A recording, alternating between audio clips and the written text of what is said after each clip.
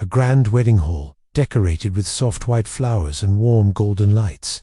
The bride sits gracefully in a wheelchair, wearing a simple but elegant white gown. Her hands rest nervously on her lap. The groom, in a black suit, stands beside her with a tender smile. Guests look on quietly, sensing something important is about to be revealed. Anna had always imagined this day, the day she would wear white and stand before the man she loved. But her morning began differently than most brides. She sat in her wheelchair, hands resting on her knees, eyes fixed on the light outside. The air smelled of roses, carried in from the garden below her window. She could hear laughter in the street, children playing, neighbors wishing her well. Yet in her heart there was a weight, a secret she had carried for years. Today she would share it. She traced the lace of her gown with gentle fingers, whispering to herself for courage. Her reflection in the mirror showed a young woman with soft brown hair and eyes filled with both hope and fear. She whispered his name, Michael.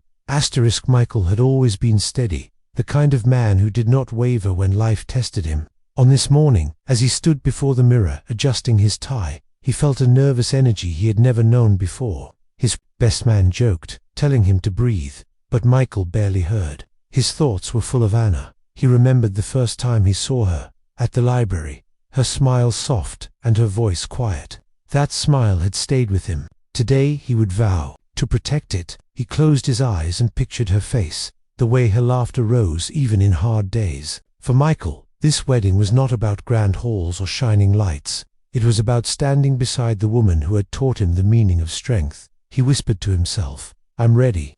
The church bells rang slowly, filling the air with a calm rhythm. Guests walked inside, their voices hushed with respect. Anna's car pulled up, and her brother stepped out first. He opened the door with care. She smiled at him, and he lowered her wheelchair gently onto the ground. There was no rush, no noise, only soft footsteps and quiet breaths.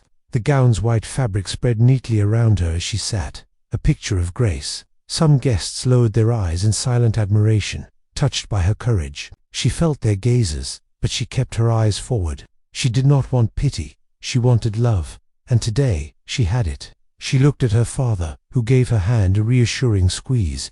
Together they moved toward the entrance. The doors opened, and light poured in. When the doors opened, Michael's breath caught.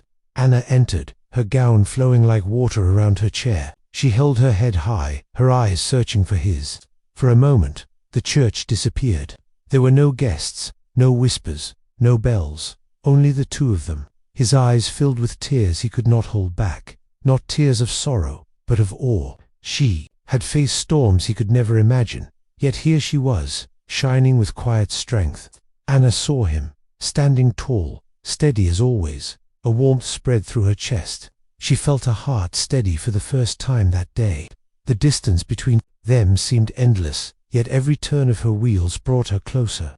By the time she reached him, silence had fallen. Their hands met, and the world felt still. The ceremony began with soft words from the priest. His voice echoed gently against the high wooden beams. Michael spoke his vows first, his voice steady, though his hands trembled slightly. "I promise to love you," he said, "not just in moments of joy, but in the quiet hours of pain. I will not walk ahead of you or behind you, but beside you, always." His words carried through the room like a prayer. Anna's eyes glistened, her hands gripping the wheels of her chair, as if holding on to strength itself. Then it was her turn. The hall grew still, and her voice, though gentle, filled the space. "Michael, I promise my love will never waver. I may not walk beside you, but my heart will always stand with you." The guests listened, some already reaching for tissues. The vows were not about perfection, but about truth. And in truth, love found its strength. Though her vows had been spoken, Anna's heart still carried a weight, a secret she had hidden, even from Michael. It was not her wheelchair, for he had accepted that long ago. It was something deeper, a truth she feared would change how he looked at her. She lowered her gaze, her fingers tightening against her lap.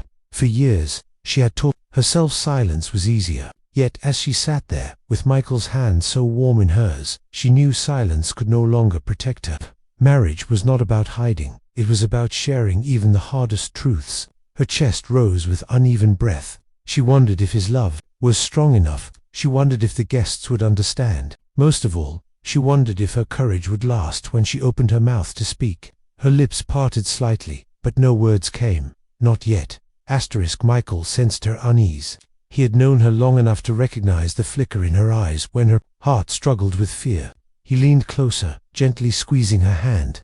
His touch was firm but tender, a quiet message that she was safe. His smile reached his eyes, calm and steady. In that moment, Anna felt the fear loosen its grip. She had always admired his ability to bring peace without words. It was one of the many reasons she had fallen in love with him. Around them, the guests whispered softly, unaware of the silent exchange between bride and groom.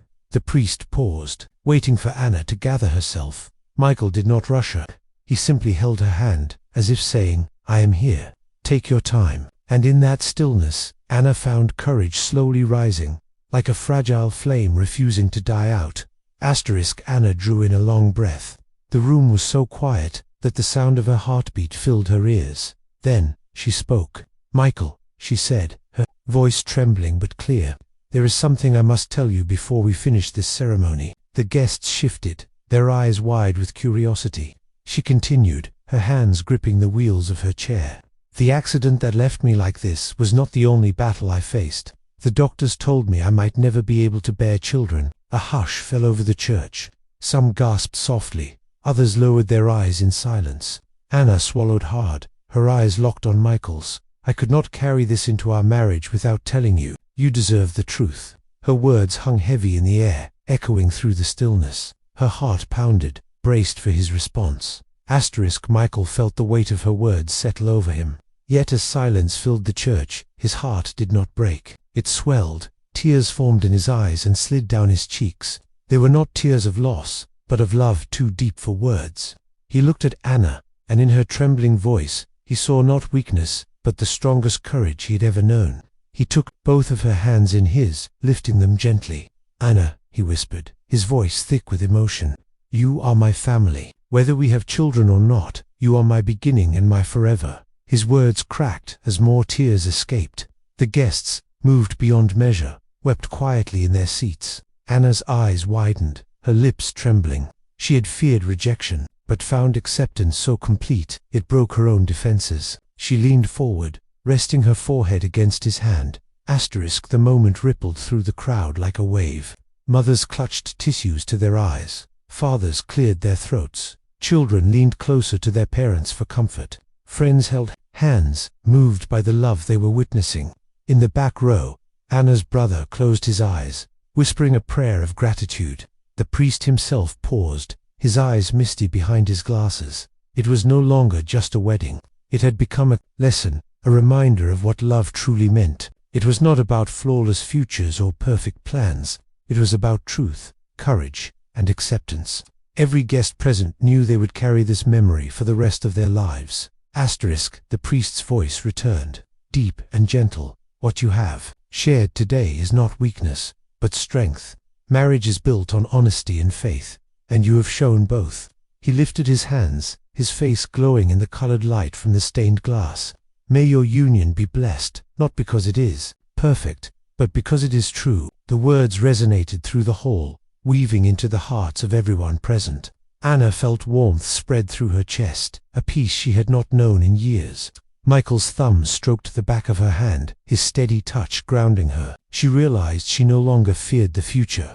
She had spoken her truth, and love had answered. The rings were brought forward, simple bands of gold that glimmered in the light. Michael's hands shook slightly as he slid the ring onto Anna's finger, whispering, "This is my promise." Her breath caught, and tears blurred her vision as she repeated the act. She lifted his hand carefully, sliding the band into place. "And this is mine." Their eyes locked, and for a moment it was as if no one else existed. Around them, the guests held their breath, watching love take its purest form. When the priest announced them husband and wife, the hall erupted into gentle applause. Michael leaned down, his movements slow and careful, and kissed Anna. It was not rushed or dramatic, but tender, full of quiet devotion. The guests clapped, softly, some standing, others weeping openly. Anna closed her eyes, letting the moment sink into her soul. This kiss was not just a symbol of marriage, but of survival, truth, and unshakable love. Hand in hand, they made their way down the aisle. Michael walked at her side, not leading, not following, but matching her pace step for step. Guests showered them with petals, laughter and tears mingling in the air.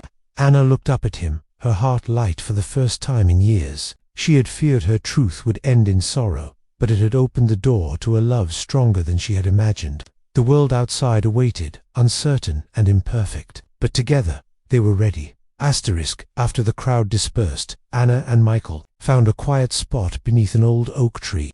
The petals still clung to her gown, and his jacket carried the faint scent of roses. They sat in silence, listening to the wind. Finally, Anna whispered, "Thank you for not letting go." Michael pressed his lips to her hair. "I never will." She closed her eyes, leaning into him, the warmth of his arm steady around her. For the first time in a long time, the future did not frighten her. It was not the life she had once imagined, but it was hers, and it was full of love, and that was enough.